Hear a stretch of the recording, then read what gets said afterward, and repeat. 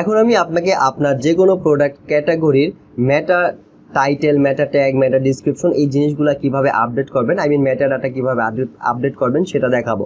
So এটা করার জন্য আপনি এইখানে আসবেন, ক্যাটাগরি অ্যাড বা এডিট পেজে, লিস্ট পেজে আসবেন।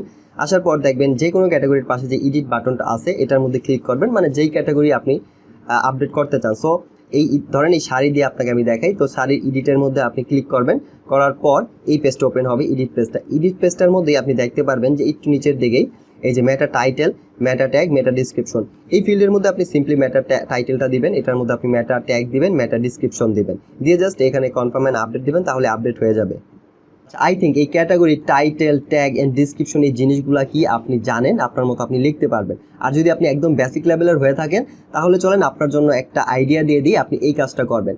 ফার্স্ট যে কাজটা আপনি করতে পারেন সেটা হচ্ছে কোনো এসইও এক্সপার্টকে হায়ার করতে পারেন, হায়ার করে তাকে দিয়ে জিনিসগুলো লেখা নিতে পারেন, এটা গেলে একটা ওয়ে। বাট আপনি যদি টাকা পয়সা খরচ করতে না চান, এই মুহূর্তে এই জিনিসগুলো করতে না চান, তাহলে আপনি নিজের মতো করে কিছু দিবেন। সেটার একটা আইডিয়া দিই, সেটা হচ্ছে আপনি জাস্ট এই ক্যাটাগরির নামটা আপনি কপি করবেন, করে জাস্ট মেটা টাইটেলের মধ্যে দিয়ে দিবেন, দিয়ে আরও দুই একটা ওয়ার্ড যদি আপনি লিখতে পারেন, ধরেন এখানে কি আছে শাড়ি, তারপরে একটা ট্যাগ লাইন দিলেন যে best for women, best for girl, যাই হোক একটু মিলিয়া ঝিলা লেখলেন, ঠিক আছে।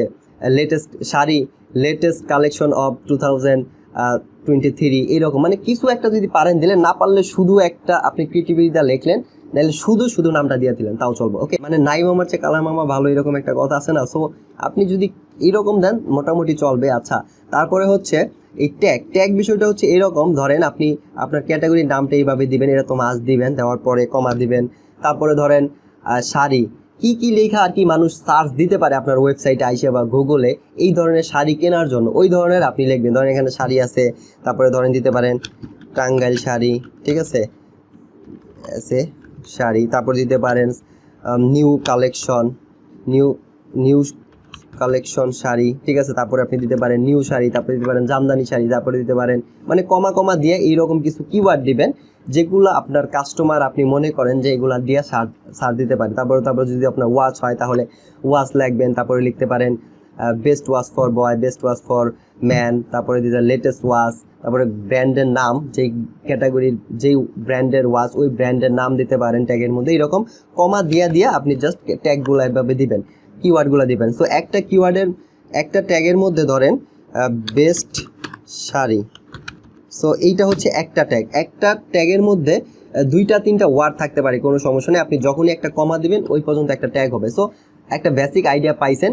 আর এইরকম ক্যাটাগরি কি বলে কিওয়ার্ড বের করার সাজেশনের অনেক টুলস আছে, গুগল প্ল্যানার আছে, গুগল কিওয়ার্ড প্ল্যানার আছে, ওইটা আপনি চাইলে দেখতে পারেন। তো ওইটার মধ্যে আইডিয়া চাইলে আপনাকে অনেক কিওয়ার্ডের আইডিয়া দিব, এটা জাস্ট কপি করে এনে বসিয়ে দিবেন। আরও অনেক অনেক টুলস আছে যেগুলো আমি অন্য কোনো ভিডিওতে আপনাকে দেখানোর চেষ্টা করবো, আপাতত দেখাচ্ছি না। আচ্ছা, তারপরে হচ্ছে মেটা ডিসক্রিপশন। এই মেটা ডিসক্রিপশনে আপনি আপনার এই শাড়িটা রিলেটেড বা যেই প্রোডাক্টটার ক্যাটাগরি রিলেটেড 2-3-4-5 লাইনের মধ্যে কিছু একটা জাস্ট লিখে দিবেন, ঠিক আছে। শর্ট একটা ওভারভিউ দেওয়ার চেষ্টা করবেন, বাংলা দিতে পারেন, ইংলিশে দিতে পারেন, নো প্রবলেম। বাংলায় দিলে জিনিসটা ভালো হয়। যেমন এই যে আপনি ডিসক্রিপশন লিখবেন না, প্রোডাক্ট সম্পর্কে ডিটেলস ইনফরমেশন, ডিটেলসের মধ্যে তো লংভাবে লিখবেন, যত যা লিখতে পারেন, যত বড় লিখতে পারেন ততই ভালো। বাট এই মেটা ডিসক্রিপশনের মধ্যে শর্ট ইনফরমেশন দেওয়ার, 2-3 লাইনের মধ্যে, এর বেশি দিবেন না, এর মধ্যে যতটুকু পারেন তুলে ধরবেন এই ক্যাটাগরি সম্পর্কে। তো এইটাই হচ্ছে আপনার এই মেটা যেই জিনিসগুলো আছে এটা আপনার এসইওর জন্য মানে কাজের। সো আপনি যদি এসইও সম্পর্কে ভালো বুঝেন তখন বুঝতে পারবেন। বাট যদি কিছু না পারেন, এই বেসিক যতটুকু আইডিয়া দিলাম এইভাবে একটু দেওয়ার চেষ্টা করেন। আর যখন আপনি আস্তে আস্তে শিখেন, জানেন, তারপরে আস্তে আস্তে পরবর্তীতে আপডেট করতে পারবেন, এগুলো কোনো সমস্যা নাই। অথবা ফিউচারে আপনি চাইলে কোনো এসইও এক্সপার্ট হায়ার করে আপনি এই জিনিসগুলা ডাটাগুলো নিয়ে আপনি এখানে দিতে পারবেন। বাট যদি আপনি ওই অবস্থা আপনার না থাকে, এত ইনভেস্ট করার কিছু না থাকে, তো আপনি নিজের মতো করে যতটুকু পারেন দেন, ঠিক আছে, তাহলে হবে এনাফ।